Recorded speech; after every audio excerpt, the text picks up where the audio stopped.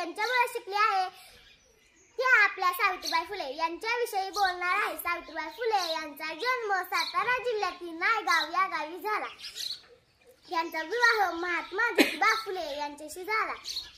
जेव्हा सावित्रीबाईंचे लग्न झाले तेव्हा त्यांना लिहिता वाचता येत नव्हते। त्यांना लिहिण्या वाचण्यास शिकवले ते ज्योतिबा फुले यांनी। महात्मा फुले व सावित्रीबाई फुले यांनी मुलींसाठी पहिली शाळा पुणे येथे भिडेवाड्यात सुरू केली।